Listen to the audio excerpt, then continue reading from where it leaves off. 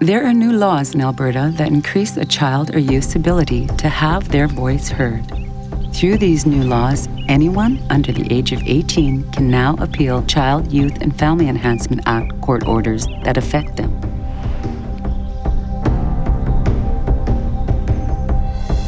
If a family has challenges keeping their home healthy and safe, judges can make decisions that affect what family members can do, who they can see, and even whose care they'll be in. When a judge makes a decision in court that affects you or your family's life, it is called a court order. The goal of court orders is to give you the safest and healthiest life possible.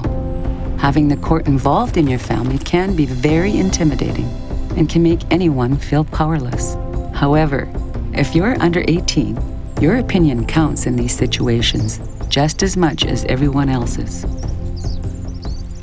Court orders can be complicated. If there's an order affecting you, your caseworker, a court worker, or a lawyer can help you understand what it means. If there are parts of it that don't seem to work for you, they can also talk about what your options are, because sometimes parts of the order can be changed to fit you better. But if you feel the court order does not work for you at all, you have the right to appeal it. The court will not knowingly make an order that makes you unsafe. But if you do feel unsafe at any time, let your lawyer or caseworker know right away.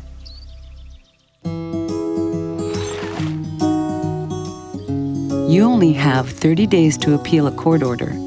If you want to appeal an order, you need to tell someone as quickly as you can. Ideally, your lawyer or caseworker. Otherwise, you can talk to a teacher, a guardian, or another adult you trust. This adult can get in touch with the Office of the Child and Youth Advocate, or OCYA. The OCYA's job is to speak up for your rights as a child or youth.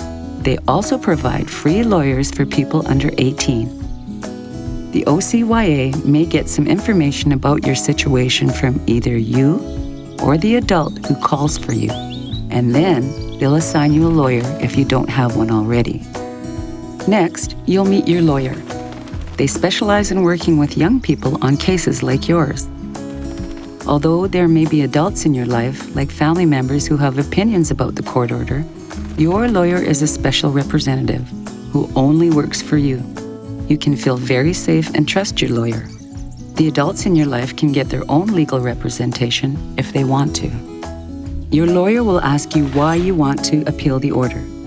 They might also ask what you want to happen instead of the order. For example, if there is an order that separated you from your parents, you might want to appeal that order and try to live with your parents again. It is important to know that not liking the order is not a strong enough reason for appeal. You must have a reason why this order does not work for your life. After listening to you, your lawyer will tell you what the likely outcomes of your appeal are, and if they recommend appealing the order. You do not have to take the advice of your lawyer, but listen to them before deciding what you want to do. They are experts and have lots of experience. If you or your lawyer thinks your court order can harm you, your lawyer may request a stay from a judge. A stay is like pressing the pause button on a court order. It stops anything from happening while the order is being appealed.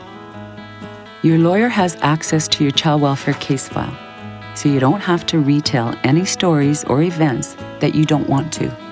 Tell your lawyer anything you think is important and what you want to see changed. If you give your lawyer new information, it may be important to your appeal that the judge knows the new information too.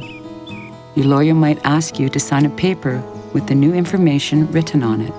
This paper is called an affidavit, which could be new evidence for your appeal. After you've spoken with your lawyer, it's best not to talk to anyone else about the appeal unless your lawyer is with you. Your lawyer will take care of all the details of your appeal for you and will keep you updated as things move along. First, your lawyer will file a notice of appeal with the court. This is your application to appeal the court order.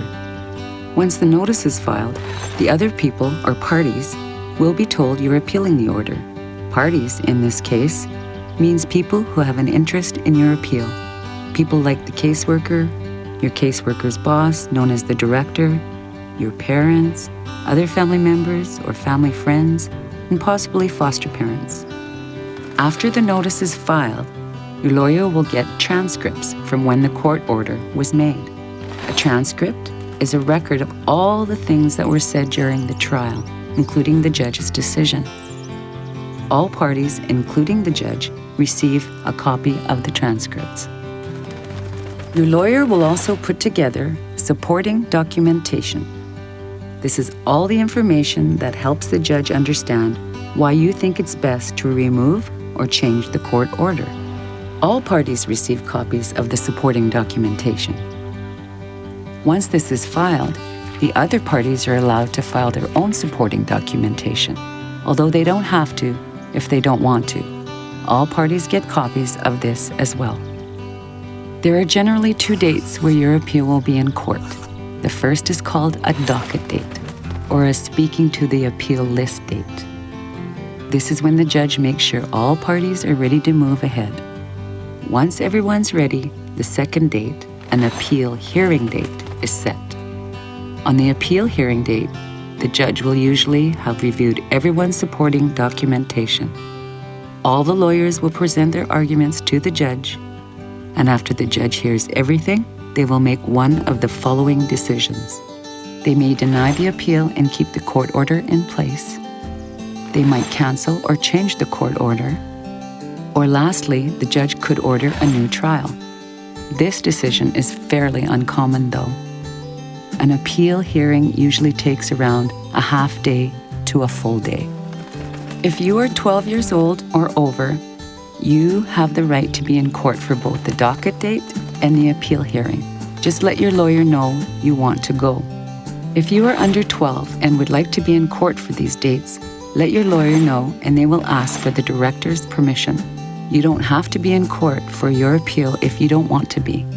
If you do go, you may see lawyers, the director, the judge, and possibly your parents. You may also see other family members, court staff, and security people. If you aren't happy with the outcome of the appeal, there may still be options for you. Talk to your lawyer and see if you are able to appeal to a higher court. On average, appeals can take 3 to 6 months before the hearing date. Some may take longer. Be patient and make sure you're talking to people who make you feel safe. And make sure that you're doing things that make you feel happy. If you are looking to obtain legal representation for a child who's unable to communicate their needs effectively, for instance, a younger child or a child with a disability, contact the Office of the Child and Youth Advocate. They will get information from you and assess the situation. If a lawyer is provided, that lawyer will represent the child's interests exclusively and advocate for the child. The OCYA accepts referrals from anyone, so you don't have to be a family member to request legal assistance for young people.